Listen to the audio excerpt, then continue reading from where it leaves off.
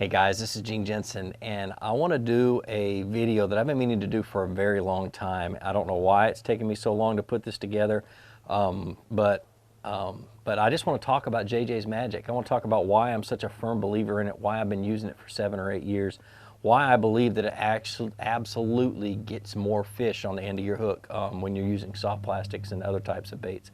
So I want to talk about how I found out about it, how to store it, and how to use it, and the different little tricks and techniques that I use with it. So let's jump right into it.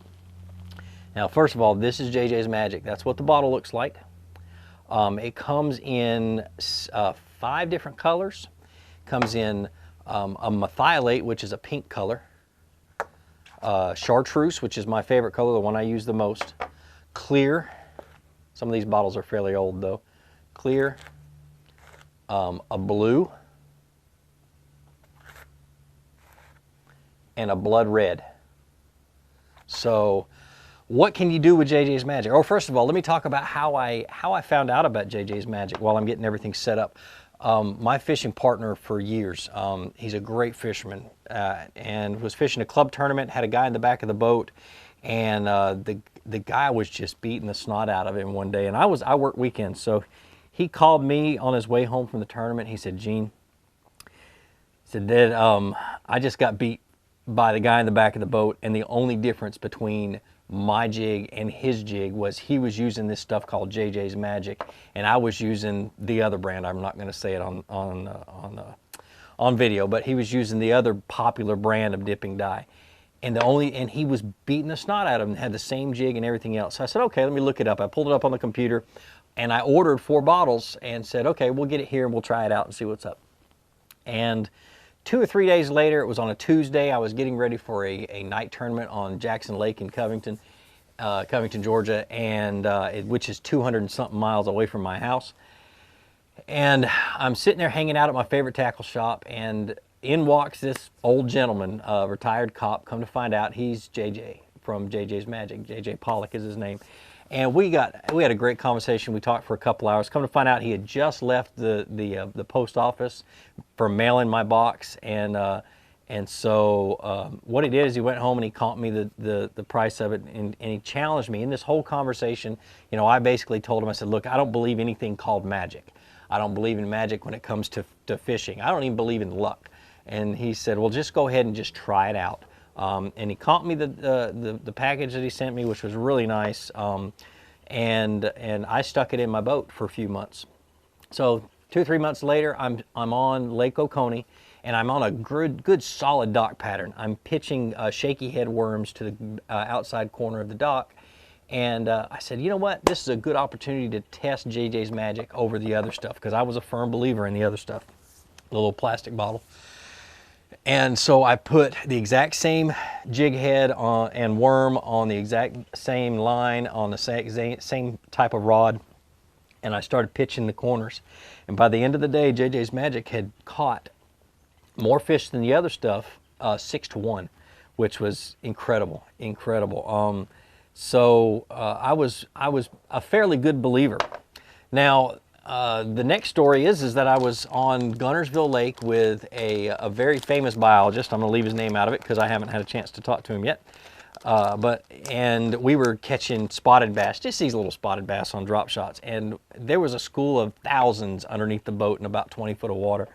And I had JJ's Magic in my box, and I had 1 bottle of the other stuff. And I watched him. I threw him a worm, and he dipped it in the other stuff and dropped it down. Well, me and the lady in the back of the boat, we were still catching, and he stopped catching all of a sudden. And I'm like, you know what? You want me to fix your worm? And he looked at me kind of funny. He said, what do you mean? I said, hand me your worm. And I dipped it in some JJ's, and he dropped it down and shook it once and immediately got a bite. That's when I knew there was a difference. Now, let me talk about the difference. First of all, JJ's is not an acetone-based product. It is not, the base chemical is not a petroleum product.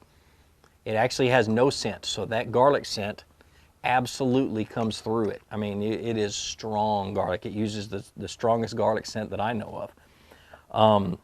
The dye itself, because of the base chemical, the dye is able to, let me get a different, I guess I can use this.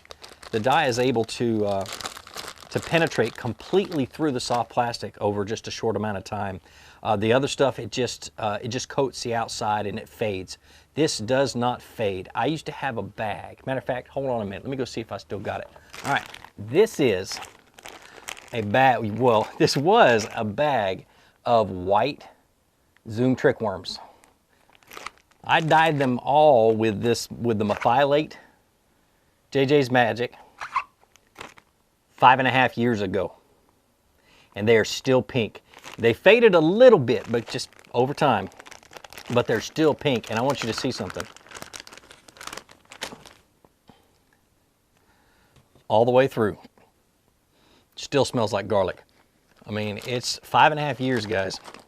This stuff, the dye color lasts forever, does not fade out like the other stuff. So, and it will absorb all the way through in just a matter of minutes. And it's just, I mean, it's just amazing stuff. So let's talk about how I use it. One thing to understand is when you dip, like if you dip a green pumpkin worm, and it's one of my favorite things to do. I love green pumpkin worms because I fish a lot of clear water, and green pumpkin works in a lot of different watercolors. But if I want a little bit of more color to get the fish's attention, I dip the tail in chartreuse. Now when I pull it out of here, you're not going to be able to see a whole lot of brightness. But when that gets down in the water, it glows something fierce. I mean, that is, and it really does, it gets the fish's attention. So that's the main thing I do. Quick and easy on the boat and stuff like that. Now, all right, enough of the comparison stuff and the promotional stuff. Let me talk about how I use it.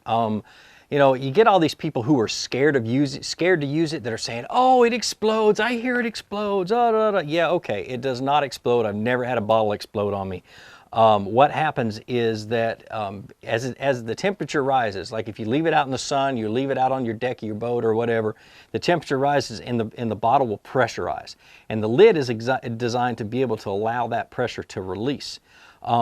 And so if you store it upright, which I do in this box, I store it upright, it will not leak. But if you lay it on its side and it starts to pressurize, it's going to push that fluid right out of the lid. I mean, it's going to happen.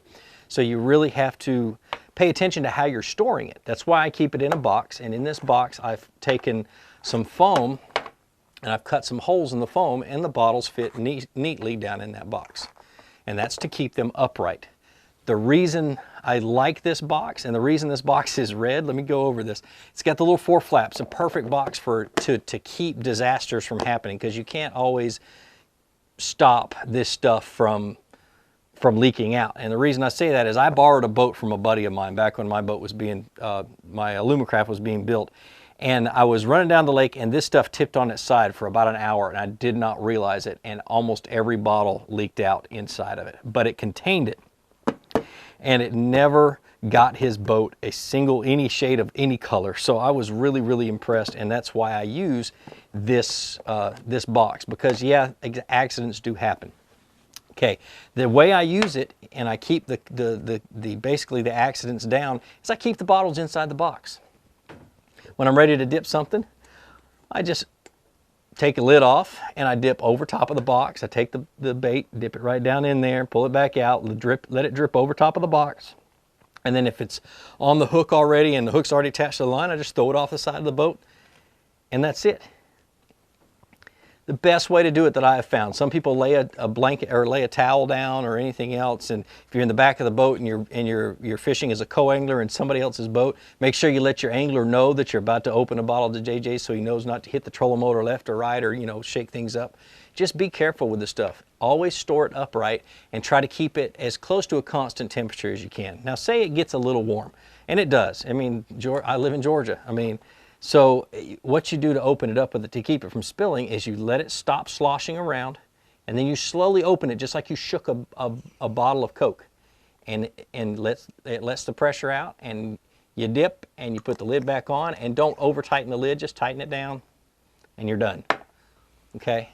If it does spill in your boat, it will eventually fade out. In my old boat, the carpet was tan. I spilled an entire bottle of this because dummy me didn't screw the lid back on, reached to grab it, and of course it fell down and spilled all over the bottom of my boat. In about 2 months, I didn't see a single sign of the dye.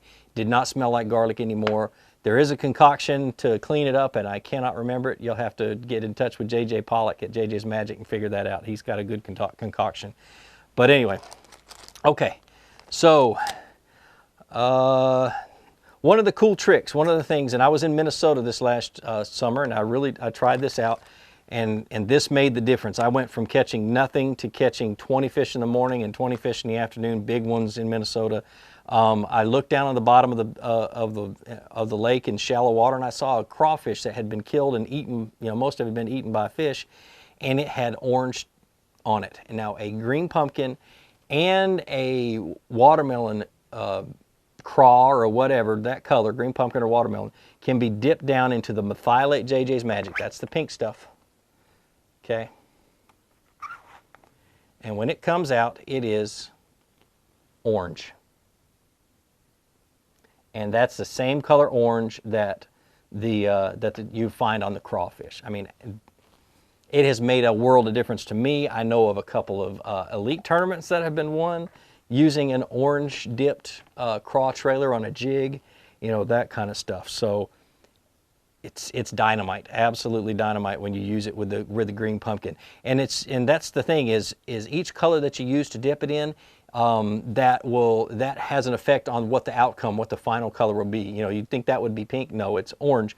So keep track of what plastics you use to dip into what color. And I used to have a cookbook that I lost, and basically it was my JJ's cookbook. I had the color of the plastic, the color of the dye, how I painted it, and everything else. So that's one of the little tricks, and I wish I could find it. I lost it in my last move. So, all right, now one of the things I love to do is I love to paint my lures, so especially my flukes and my grubs and things like that. I love to paint, you know, certain things, and I'm going to do a really easy one just to show you an example. I do a bunch of them that are a little bit more challenging, a little bit more complicated. But my paintbrush is a Q-tip, and I'm going to take this white ice fluke. It works with white ice and it works with pearl, and I'm going to turn it into a sexy shad fluke, basically. First thing I do is I take my paintbrush or my Q-tip, dip it in the blue, and I'm going to color the blue, or the back of the fluke blue, with that Q-tip. And, you know, if you want it darker or brighter color or whatever, you dip it twice and you go over it again, and it'll make it darker. Okay. See? So I've got a blue back. That's the start. Now, let me put the lid back on. Lid back on the blue, open up the chartreuse, and I take and I've already used this once, my Q-tip, dip it in the chartreuse, and I'm simply going to run a line right down both sides with the chartreuse. And that's just a simple way of making a sexy shad fluke. And I use the Q-tips as my paintbrush. I do a baby bass, I do a perch color, and another thing that I like to do is use a Sharpie to do like the blue dot or the black dot or the stripes on the bluegill or a perch color. But the thing is about a black Sharpie is you've got to do that right when you're ready to fish, because if you put it in the bag, it will leak all over the bag, but the JJs will not. You let this stuff dry good, drop it in the bag, do a whole bag of them this color, and you got a bag of sexy shad flukes, you know, until you use them all up. It doesn't bleed from bait to bait. So let me see if I'm forgetting something. I don't think so. But that's JJ's Magic. The best way to get JJ's Magic is at jjsmagic.com. He will ship it out fast. You'll get a fresh bottle. It's the way I get them. And as a matter of fact, I've got to order another bottle of methylate and a couple more bottles of the blue. I'm almost out of my stuff. But anyway, that's the best way to get him. He's a great guy. If you want to talk to him on the phone, he'll talk all day long. But that's it. Well, like I always say, be sure to introduce somebody to fishing, and then show them my videos. Let me help you teach them how to fish. And more importantly, get out on the water, go out and catch some fish, and have a great day.